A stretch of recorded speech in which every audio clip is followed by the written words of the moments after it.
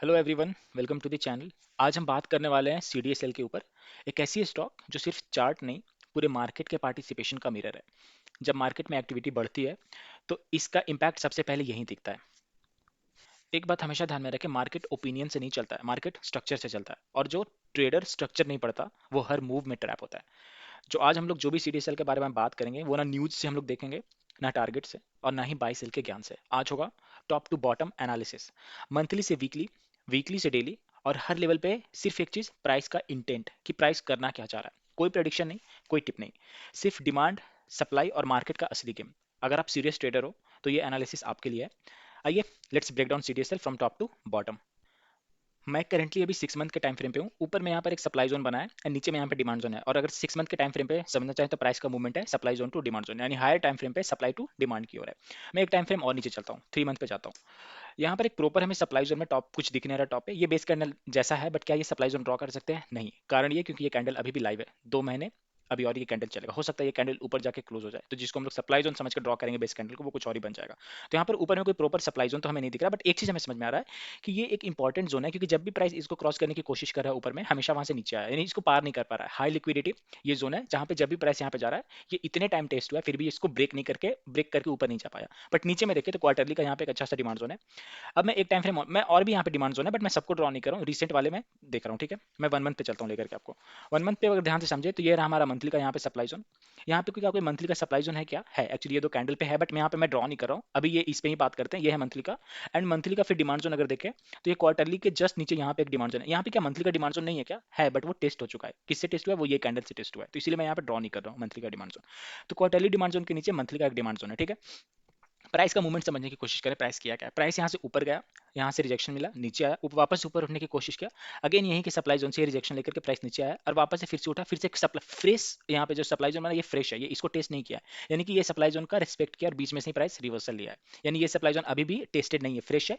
तो ये कहीं ना कहीं अगर कल को जाकर प्राइस ऊपर जाने की कोशिश करेगी तो ये रोकेगा। नीचे में डिमांड जोन देखें, यहाँ पे ये सब एक डिमांड जोन बना हुआ है, बट ये डिमांड जोन जो है ये इस कैंडल से टेस्टेड है। तो यहाँ पर नीचे में कुछ भी नहीं है, यानी अगर प्राइस नीचे आएगा तो रोकने के लिए कुछ है नहीं। रोकने के लिए यहाँ पर एक क्वार्टरली, यहाँ पर मंथली का एक डिमांड जोन दिख रहा था, बट वो इस कैंडल से टेस्टेड है, तो ऑलमोस्ट जितने भी पेंडिंग ऑर्डर है वो पिक हो चुके हैं। तो इसके जस्ट नीचे फ्रेश डिमांड जोन की अगर बात करें तो ये यहाँ पे है, यानी कि जो हमारा लेवल निकल गया था 728 और 631, तो क्या इतना नीचे गिर जाएगा? एक टाइम फ्रेम और नीचे चलते हैं, वीकली पे जाकर के समझने की कोशिश करते हैं। वीकली पे अगर बात करें तो वीकली पे मुझे एक अच्छा डिमांड जोन दिख रहा है, जो कि हमारा है 1279 का, और इसका लो है 1194 का। और प्राइस अभी जो है 1320 के आसपास है। तो बहुत ज़्यादा चांसेस है कि ये वाले सब डिमांड जोन के पास आकर के प्राइस थोड़ा रिएक्शन दिखाए। बट क्या ये स्ट्रॉन्ग डिमांड जोन है? क्योंकि इसकी क्लोजिंग इतनी अच्छी नहीं है। यहाँ पर का एक सप्लाई को तो खत्म किया, ये वाला डिमांड जोन यहाँ के सप्लाई को खत्म किया, एंड देन ये वाले गैप को भी फील किया है, बट ऊपर वाले ये वाले सप्लाई जोन से रिजेक्शन लिया है। अगर मैं दिखाऊं मैं कौन सी सप्लाई जोन की बात कर रहा हूँ तो ध्यान से समझे, ये वाले सप्लाई जोन से जाकर के रिजेक्शन लिया है। आप देख रहे हैं कैसे ये कैसे चलता है। अगर देखें तो इसको क्रॉस भी नहीं किया एग्जैक्टली। अगर कोई अपने पोजीशन इसको फाइन ट्यून करके बनाना चाहे, यहाँ से यहाँ तक टारगेट कोई रोक सकता था क्या इसका? और एग्जैक्टली ये टारगेट यहाँ पे मिलने वाला है। मूवमेंट देखिए कैसा होता है, supply zone to demand zone, weekly supply zone से रिजेक्शन लेकर के नीचे आ रहा है, तो कहां पर आएगा? वीकली डिमांड जोन तक आएगा। तो कोई टारगेट ऐसे प्लान कर सकता है अपनी।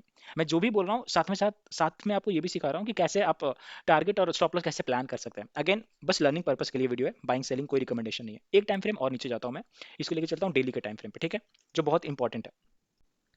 डेली टाइम फ्रेम पे नियरेस्ट मुझे एक डिमांड जोन यहाँ पे दिख रहा है, जो कि अगेन वीकली के साथ कोइंसाइड कर रहा है, एंड वीकली के अंदर एक और जो है प्रॉपर, तो ये दोनों जोन को वीकली का कॉन्फ्लुएंस है, यानी वीकली के अंदर में तो वीकली का सपोर्ट है, तो ये जोन स्ट्रॉन्ग जोन हमारा बन के आता है। ठीक है, अब ध्यान से समझे, इसके जस्ट नीचे एक यहाँ पे हमारा डेली का डिमांड जोन है। मैं थोड़ा सा इसको प्रॉपर जो मार्किंग है मैं वो करके रखता हूँ ताकि आपको पता रहे। और ये डिमांड जोन टेस्टेड नहीं है अभी, तो अगर ये टूटता है नीचे आता है। अच्छा, ट्रैप देखिए लोग कैसे होते हैं, अगर कल को जाकर के प्राइस नीचे आ रही है, डिमांड जोन तोड़ा, तो लोग सोचेंगे अरे भाई ये तो गिर रहा है और गिरेगा, तो लोग बेचना चालू करेंगे। बट ये हो सकता है ये वाला डिमांड जोन चल जाए। ऐसा नहीं है कि इसके बीच में और कोई डिमांड जोन नहीं है, होगा लोअर टाइम फ्रेम पे। अगर आप जाकर देखेंगे तो आपको जरूर मिलेगा। मेरा पर्पस बस ये है समझाना आपको कि अगर प्राइस नीचे आता है तो हमारा एक्शन क्या होना चाहिए, हमें कैसे रिएक्ट करना चाहिए। ये नहीं कि गिर रहा है तो भाई बेच के निकल लो। हमेशा एक चीज हमेशा ध्यान रखें, मार्केट में प्राइस को जानबूझ के नीचे लाया जाता है ताकि एक प्रॉपर जोन में एंट्री, वो जोन के सारे पेंडिंग ऑर्डर्स पिक हो सके और प्राइस रिएक्ट कर सके वहां पे।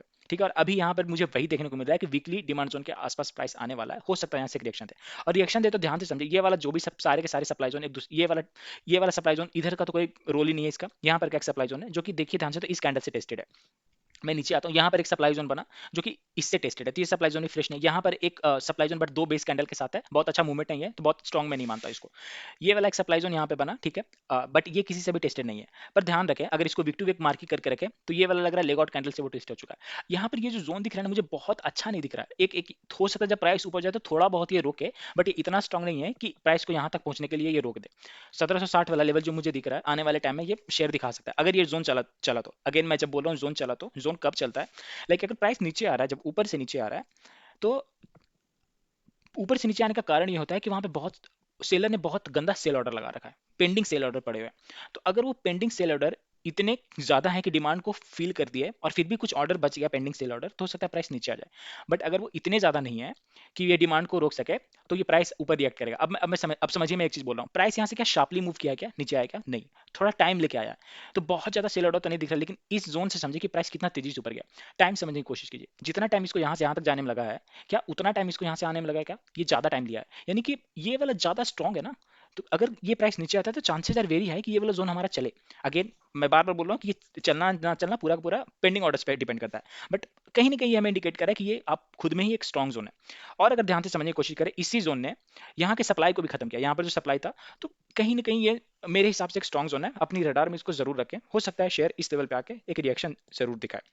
अगेन मैं कोई सेबी रजिस्टर्ड एनालिस्ट नहीं हूँ, ये वीडियो कोई बाइंग और सेलिंग पर्पस के लिए नहीं बनाया गया, जस्ट आपको समझाने के लिए कि कैसे डिमांड एंड सप्लाई काम करता है, ताकि फ्यूचर में आप भी डिमांड एंड सप्लाई बनाना सीखें और उसका फायदा उठा सकें। अगर वीडियो अच्छा लगा हो तो लाइक करें, नए चैनल पे तो सब्सक्राइब करें। मिलते हैं अगले वीडियो में। अगर कोई और शेयर पे एनालिसिस चाहिए तो उसका नाम जरूर कमेंट में लिखें, मैं पूरी वीडियो बनाने की कोशिश करूंगा।